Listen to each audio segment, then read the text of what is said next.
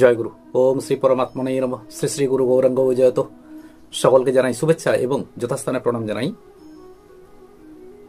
মহাপ্রভু শ্রী চৈতন্যদেব 1530 সালের 29 জুন বা জুলাই আষাঢ় মাসে এই পার্থিব লীলা সম্বরণ করেন। কিন্তু দুঃখের বিষয়ে আজ পর্যন্ত এমন কোনো নির্ভরযোগ্য তথ্য পাওয়া যায়নি যার দ্বারা আমরা বুঝতে পারি যে মহাপ্রভু প্রকৃতপক্ষে কিভাবে তিনি অন্তর্হিত হলেন। শ্রীচৈতন্যদেবের লীলা সংবরণ নিয়ে নানান মতের প্রচলন রয়েছে। আজ এ নিয়েই পাঠ ও আলোচনা করব।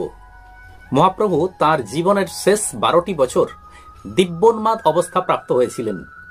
শ্রী চৈতন্য চরিতামৃত গ্রন্থে এ সম্পর্কে বলা আছে, শেষ আর যেই 12 বৎসর কৃষ্ণের বিরহ লীলা প্রভুর অন্তর, নিরন্তর রাত্রিদিন বিরহ উন্মাদে হাসে কাঁদে নাচে গায়ে পড়েন বিষাদে। ভক্তগণের মতে তিনি শ্রী জগন্নাথ দেবের দেহে লীন হয়ে গেছিলেন। জগন্নাথ দেবের মন্দিরে নৃত্য করতে করতে মহাপ্রভু দারু ব্রহ্মে লীন হয়ে যান। লোচন দাস বললেন যে রবিবার দিন মন্দিরে নৃত্য করতে করতে মহাপ্রভু জগন্নাথ দেবের দেহে লীন হয়ে যান। দ্বিতীয় মতটি হল, দিব্যোন্মাদ অবস্থায় সমুদ্রের কালো জলের মধ্যে শ্রীকৃষ্ণের দেহের সাদৃশ্য দেখে শ্রীকৃষ্ণকে আলিঙ্গন করবার জন্য তিনি সমুদ্রের জলে ঝাঁপ দেন। সেই সমুদ্র জলেই তিনি লীন হয়ে যান। তৃতীয় আরেকটি মত পাই কবি জয়ানন্দের চৈতন্য মঙ্গল কাব্যে। আষাঢ় মাসে রথযাত্রার সময় মহাপ্রভু নৃত্য করছেন। নৃত্য করতে করতে তার পায়ে ইটের আঘাত লাগে।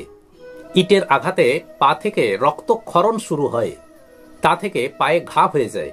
আর সেই ঘা দূষিত হওয়ার ফলে মহাপ্রভু অত্যন্ত অসুস্থ হয়ে পড়েন এবং কিছুদিন পরে তিনি মৃত্যু মুখে পতিত হন।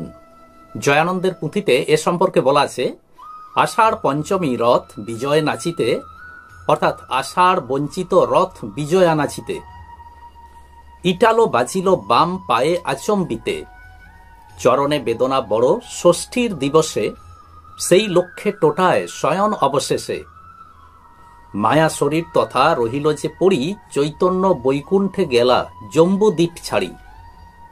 শ্রীচৈতন্যদেবের তিরোধান সম্পর্কিত এই যে মতটি, এটিকেই গবেষকগণ পণ্ডিতগণ স্বাভাবিক এবং বাস্তব বলেই স্বীকার করেছেন। তবে জয়ানন্দের চৈতন্য মঙ্গল কাব্যটি শ্রীচৈতন্যদেবের তিরোধানের একটি প্রামাণ্য দলিল হলেও, একটি গুরুত্বপূর্ণ দলিল হলেও, পণ্ডিতদের মতে এই গ্রন্থটি একেবারেই যে প্রমাণ সাপেক্ষ তা নয়। চতুর্থ আরেকটি মত আছে। জনৈক গবেষকের মতে মহাপ্রভুকে গুন্ডিচা বাড়িতে হত্যা করা হয়েছিল। তারপর তার দেহ মন্দিরের গর্ভগৃহের দেয়ালে গেঁথে দেওয়া হয়েছিল। গবেষণায় এই সিদ্ধান্ত পাওয়া গেলেও এর প্রমাণের অভাব যথেষ্ট। এইসব তথ্য থেকে আমরা এটিই জানতে পারি যে শ্রীচৈতন্যদেবের তিরোধানের কোনো নির্দিষ্ট তথ্য আজও পাওয়া যায়নি। তার তিরোধানের কারণ যাই হোক না কেন, একথা নিঃসন্দেহে সত্য যে তাঁর আবির্ভাবে এবং তাঁর প্রভাবে সমগ্র দেশ চৈতন্যময় হয়ে উঠেছিল। ভক্তের হৃদয় মন্দিরে তিনি ভগবান রূপেই বিরাজিত আছেন এবং থাকবেন। শুদ্ধ ভক্ত তাঁর ভাগবতী লীলা আপন অন্তরে আজও অনুভব করতে পারেন। তিনি অপ্রকট হননি, তাই বলা আছে, অদ্যাপিও সেই লীলা করে গৌর রায়, কোনো কোনো ভাগ্যবান দেখিবারে পায়। আজ এই পর্যন্তই। আসুন এবার শ্রী ভগবানের মহামন্ত্র জপ করি। হরে কৃষ্ণ কৃষ্ণ কৃষ্ণ হরে হরে, হরে রাম রাম রাম হরে হরে। নমস্কার।